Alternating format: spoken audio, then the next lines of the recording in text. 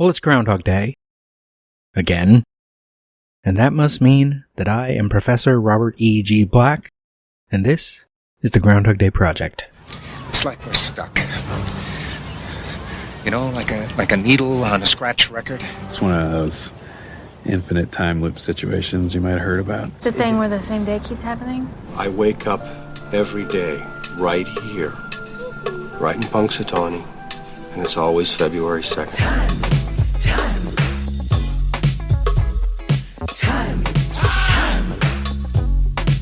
I promise to explain everything later, but I need you to trust me. Slow down! What are you, in a damn time loop or something? Coming into this episode, I had actually forgotten why I put frog prints on my list, because it feels like a scene I should include later, and I may mention it again when we get to where it would fit in the film. I think I brought it up because I gave a list, which I'll give you again in a moment, of scenes that got cut. When I was talking about the writing process, talking about Danny Rubin several weeks ago, talking about Harold Ramis a few weeks ago, and how the script was put together. General thing, in case I haven't broken it down, I'm sure I have at some point. Original draft was Danny Rubin. There was a second draft done by Danny Rubin, but it doesn't really exist. He told me it sucked. That would have been the first revision. The second revision is involving Harold Ramis. Then there's a third revision involving Harold Ramis. This also, as at this point, had input from Bill Murray. And then the final revision is the shooting script. If you buy a copy of the shooting script online, there are copies of it. I have a copy of it. I also have PDFs of the other ones. The one you'll get is the final revision, which includes scenes that are not in the movie. Not a lot of them. But I'll read you the list I said. This was several episodes ago where I read this. It's an excerpt from Danny Rubin's book, How to Write Groundhog Day.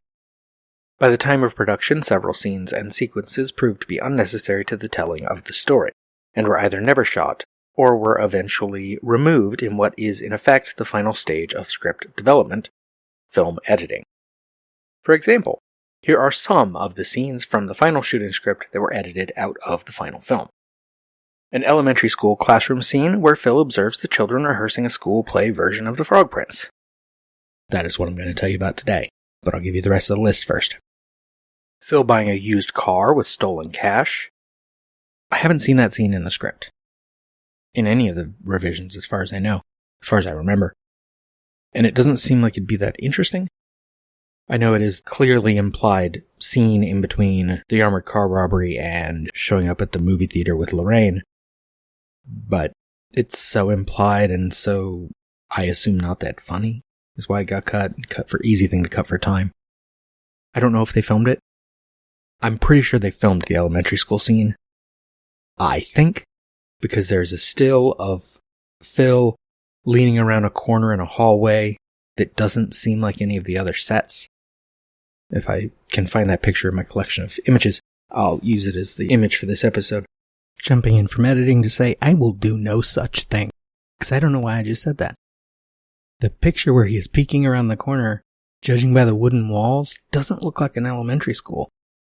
There's groundhog pictures all over the wall and looks more like it might be in the bar, because there's wood paneling in there.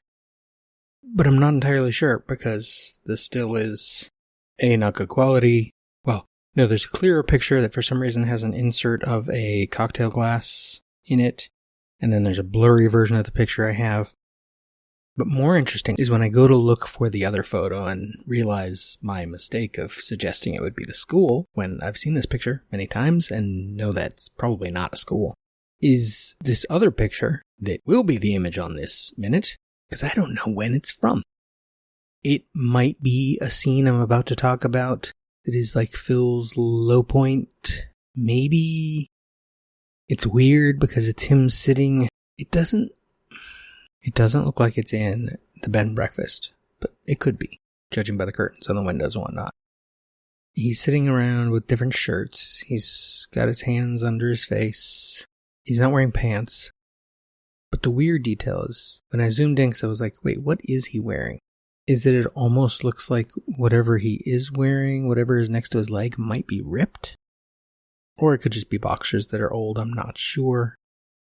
But if it's ripped, then it could fit with the whole low point scene, except this doesn't look like a scene of chaos unless he's sitting off to his side while all the partying's happening at the other side of the room. It does look like there might be a suitcase next to him, which is interesting because we never see his luggage. Except for, something sitting on a chair in his room. Anyway, no, I said I think, after saying I was pretty sure about the fact that they filmed the elementary school scene, and I don't know that they did. Next bullet point is a debauched party with bikers and goats in Phil's room. This one, I'm fairly sure they never shot. I have written about and maybe talked about before Stephen Tobolowsky telling a story about them having this scene that's really involving Phil trashing his room, which ties back to this biker scene that is in the original script by Danny Rubin, and it was going to be a bit involved, and they would have to have a special wig so that Phil could cut his own hair and then have his hair back the next day. Really, they could have just shot it at the end of production, but whatever. It was a bit involved. And so instead, they went for, as Stephen Tobolowsky puts it, the more elegant solution of Phil breaking the pencil to prove whether or not the time loop is real. He was trashing his room as a larger version of what the breaking of the pencil is.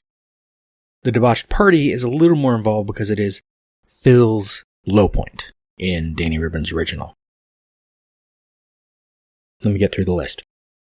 Phil shooting pool and taking sure gambling bets in a pool hall.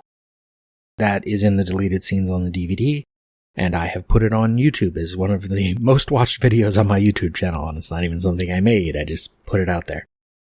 Phil sawing off the heads of the groundhog statues. This is also on the DVD, and I put it on YouTube. Phil praying in church. This was definitely filmed.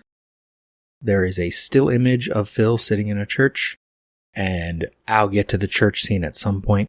Not today. The Phil praying in church, I haven't seen any video of that scene, but the scene definitely was staged, shot, because there's a still. Phil saving a little girl from a truck. That one is on the DVD, and I put it on YouTube. It's pretty funny, but it's maybe not as simple a visual as Phil saving the kid falling out of the tree. Continuing, Rubin says, all of these scenes seemed important at the time they were written. Only the process of production revealed them to be unnecessary. Now what's interesting is he says that the Frog Prince scene is in the final shooting script. I have the final shooting script, and where the Frog Prince scene is right after Phil sees the psychologist. Because he goes from neurologist to psychologist to hanging out with Ralph and Gus. We don't get this sequence in Danny Rubin's original because, of course, Danny Rubin's original starts already in the middle of the time loop. So we wouldn't get Phil testing whether or not it's real. So final revision, we go from psychologist, I think we should meet again, how about tomorrow? Cut to 49A, omitted. So it's already omitted in the final revision. 49B, exterior corridor, later. Mrs. Lancaster and several other guests are gathered in the hall outside Phil's room, listening at the door and looking very worried. Loud music is playing, but from inside the room they can hear the sound of hammering, wood splintering, and glass breaking. So it's going into the scene that Phil breaks everything. I will talk about that in more detail when we get to the breaking of the pencil. We do not have... there is a version of the scientist a couple scenes later. How did they do this?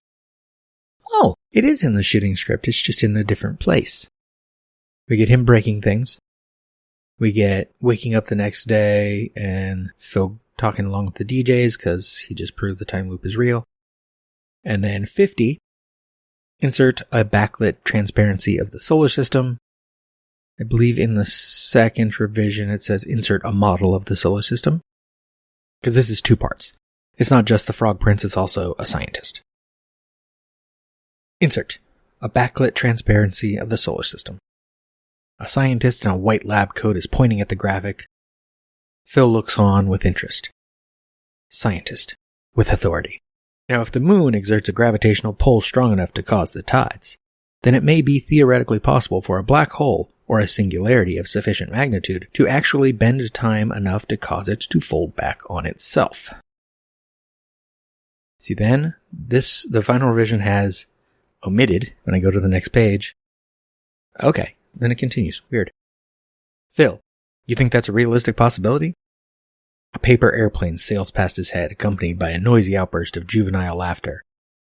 Pull back to reveal interior, classroom, day. 25 8th graders running amok. Scientist, sternly. All right. I think someone may just need a little visit to the assistant principal's office. Get back in your seats. The bell has not rung yet. The kids sit back down but keep up their noisy chatter. Scientist, to Phil. Of course I'm speaking purely hypothetically. Cut to interior, school corridor, 1st grade classroom, later. Phil is walking toward the exit when he passes a 1st grade classroom. The door is open and the teacher is narrating a fairy tale while several of the children act it out for the rest of the class. Princess, stiffly. Yes, little frog. Oh, she's doing it stiffly because she's a 1st grader. Yes, little frog, because you returned my golden ball, I will grant you one last wish. I really need to just insert the audio there. They're not stolen. They're put away. If you get that reference, good for you. Phil stops outside the door to watch. Interior, classroom, continuous. A little boy in a makeshift frog costume hops around unsteadily. Frog, my wish is this, that you give me just one kiss. The princess kisses the frog, who clumsily tumbles over. The kids laugh. Teacher, now who can tell me what happened when the princess kissed the frog? A boy. Her lips got slimed. The whole class erupts and giggles and shrieks. Teacher, okay, come on now. What happened when she kissed the frog? Little girl. The princess kissed the frog and the spell got broke and he turned into a handsome prince and they got married and lived happily ever after. Teacher, that's right. The frog boy stands up and takes off his frog costume and dons an aluminum foil crown. The other kids clap. Interior, the corridor, same time. Phil is leaning against the wall listening. There is something very arresting about the fairy tale, but finally he just shakes his head and exits. Cut to, and we go to Phil waking up again. Oh, a montage of Phil waking up over and over. And then we get to the bowling alley of him saying I was in the Virgin Islands. So, judging by this script, what I usually consider day 3, still, Phil hanging out with Ralph and Gus, is not the same day as the neurologist and psychologist. It is at least 4 days later. Wait, waking up 5 times. So, 5 days later.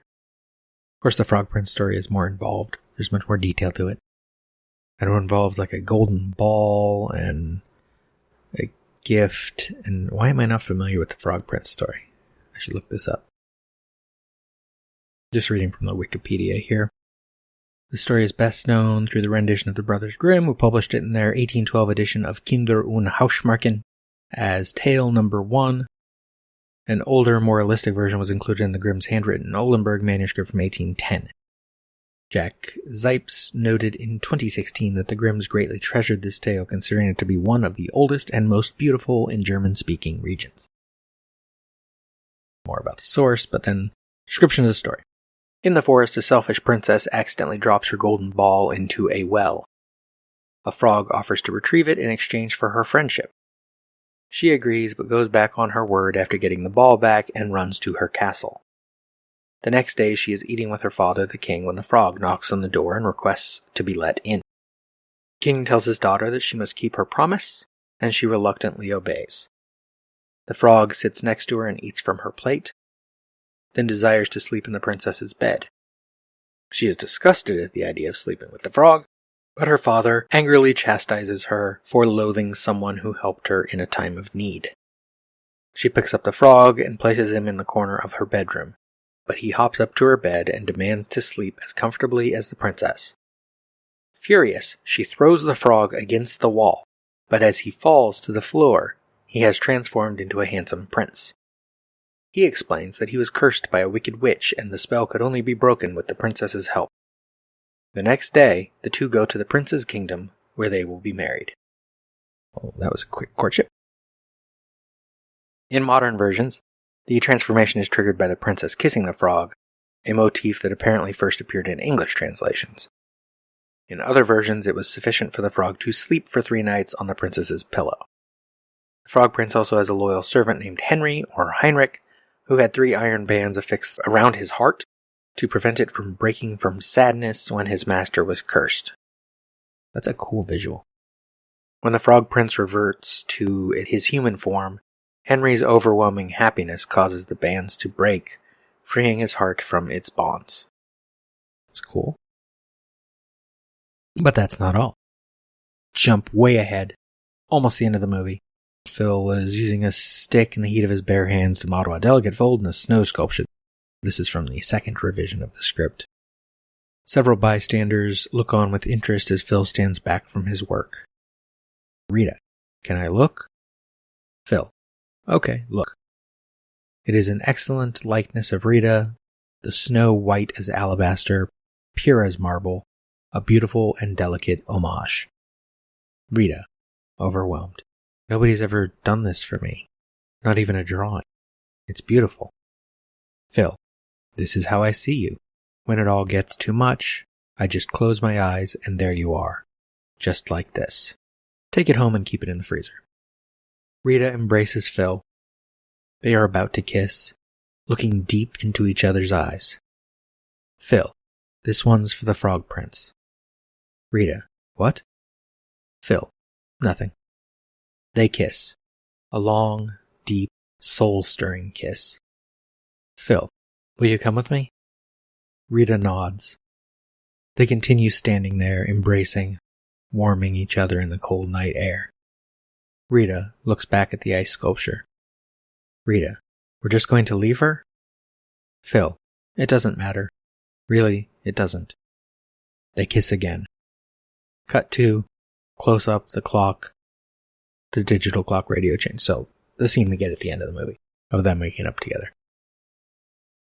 Depending on how it would play, the tone is nice. I like that it doesn't matter, really it doesn't. But also it's a weird thing to say after he just made a joke about her taking it home and keeping it in the freezer.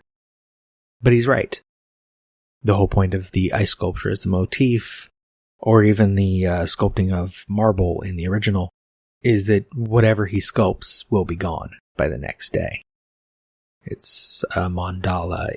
It is transient artwork that is essentially intended to be more about the process than the final result. Except it's also about the final result because it's about the final result internally, not externally. The art will no longer exist, but you will have been changed by the making of it. Which is essentially what is going on in Phil's life. Like the Frog Prince, he is being changed by a kiss. Phil earns the kiss by being changed, so his is backward, but it's better that way, I think. It's not some magical fairy tale where she kisses him and he's free. I don't think Rita going back to the bed and breakfast with Phil on that last night is what breaks the loop. I don't even think it's her buying him and them kissing or whatever. It is that he deserved it. It is that he has learned to care about other people, and she sees that. In Danny Rubin's original, she even follows him around and sees him. I forget which things are in the original versus later, but like saving the kid from the tree, falling out of the tree, changing the tire, like she sees him doing all these things and is following him around. It's like, what is happening here? How does he know all this stuff? And then it culminates with them at the wedding of Fred and Debbie. Fred and Doris, right? Still, Doris and Debbie were kind of combined. The end is a wedding, as many romances will end. And then they changed it to the ball once they went to Punxsutawney and saw that there was a dance. Anyway, that's the Frog Prince. It's this metaphor that plays nicely, I think. I think it would have played even nicer if the scene was longer. Something closer to the actual telling of the story, because theirs is a bit too simple, is the teacher asking the kid, what happens when she kissed the frog? The princess kissed the frog and the spell got broke, and he turned into a handsome prince, they got married and lived happily ever after. That's very fairy tale that you can explain it in one sentence like that little girl does. But the movie needs more than that, and I think the movie even needs more than what on the surface it has, which is romantic comedy where he is saved by the love of Rita. I think it's much deeper, and I'm glad it's much deeper. You were gonna say that. This has been a production of Lemming Drops Studio. You can find links to more at lemmingdrops.com or join the Facebook group Lemming Drops Studio Tour. Also, you can support all my shows at patreon.com/lemmingdrops. What is wrong in the end which never comes? Or which comes again and again, lapping, like waves. Since the Big Bang set everything in motion, everything that happens in this universe has to be the way it is. Particles unfolding the way they're destined to. How do you sleep at night? You've never seen Groundhog Day? Yeah, you know Groundhog Day is not a documentary. Remember when Groundhog Day was just a movie?